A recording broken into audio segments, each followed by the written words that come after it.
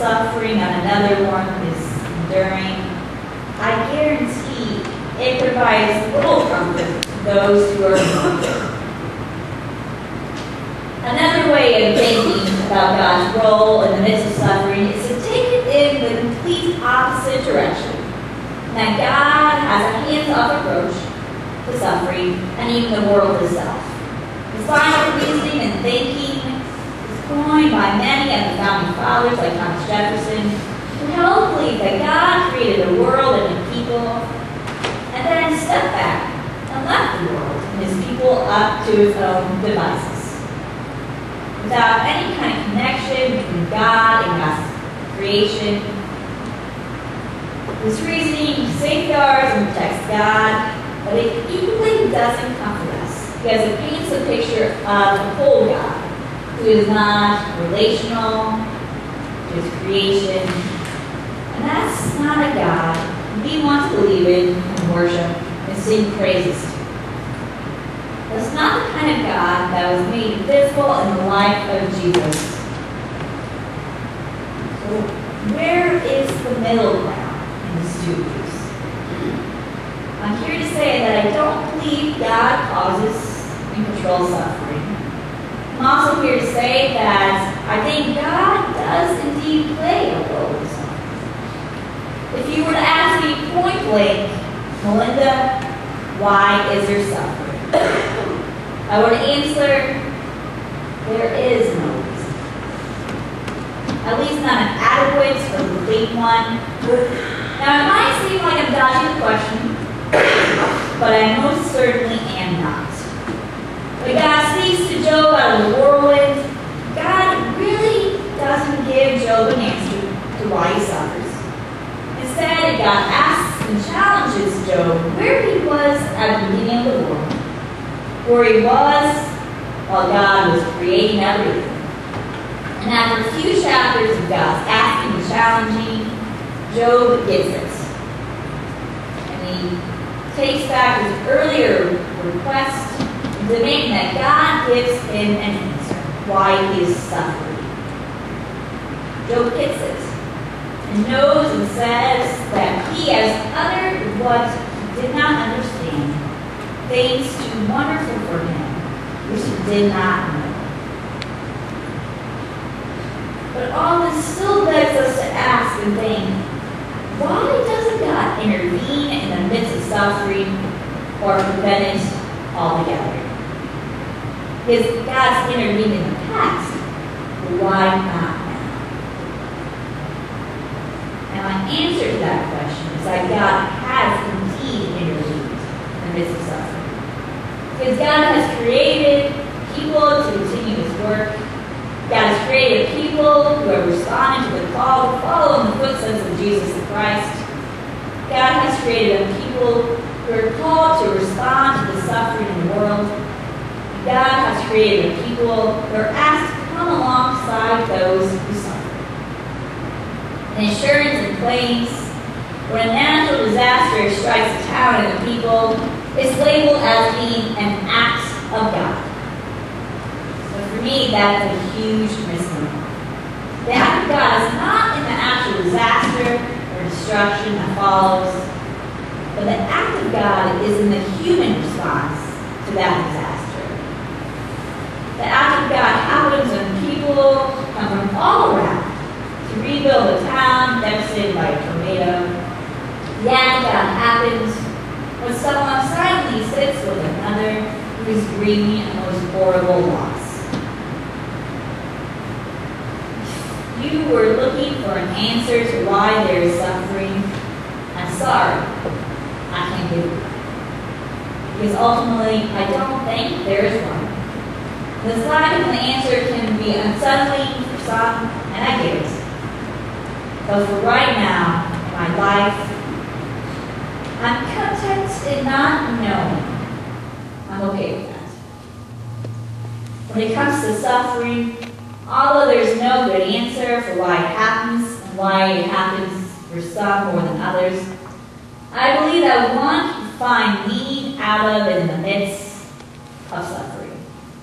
And all I have to do is look out at you for inspiration. A year ago, Susie Gaylord, she passed away. And before she passed, she was diagnosed with cancer.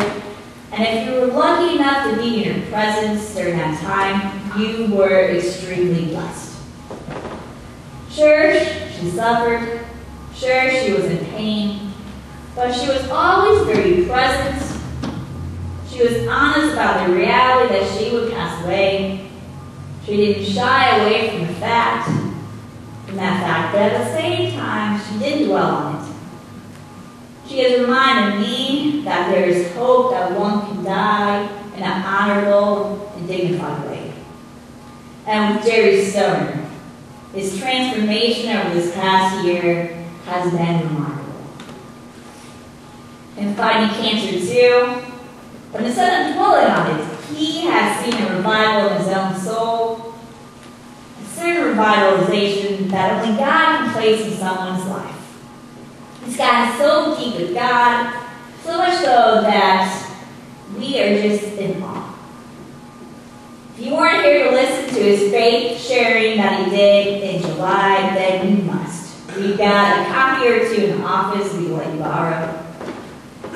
When Jerry was sharing his faith during that time, his heart for God showed ever so brightly, and there's no mistaking that. And recently, it was Jerry who had a heavy hand, both literally and figuratively, and 5 people getting baptized in his pool, his pool at home. And Jerry was and is a messenger of the good news. And as a result, he's an inspiration to all of us as we seek to follow the ways of Christ. And we all know stories of others. And they are great stories of great people who did not let suffering get the last word. As a people, we are called to walk alongside those who are hurting and who are experiencing suffering. And there are varying degrees of suffering out there. Some of us can hide the hurt we experience better than others. The suffering and hurt that one experiences is not always obvious or apparent. But take a look around at the people in the church and the people in your pew. Do it now. Look around.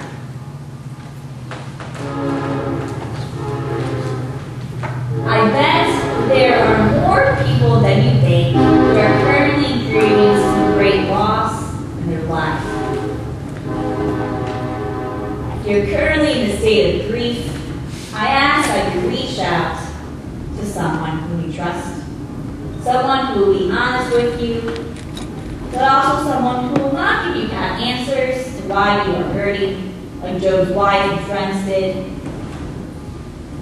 And through your grief, don't for a second feel as if you need to defend and protect God, because God knows better than that. God can take your grief, your disappointment, your anger. God's big. Really big. And remember how you feel is neither good or bad. You simply feel how you feel. Give yourself permission to be okay with whatever feelings you harbor, and don't think you don't have the right to feel a certain way. Sure, there might be more people and other people who suffer more than you. That doesn't give you an excuse to diminish the grief that you experience, because that's important.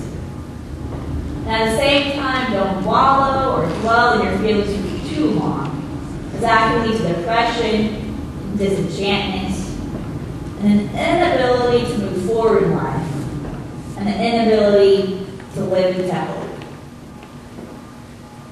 There's no mistake that some people experience unwarranted and suffering a lot more than others.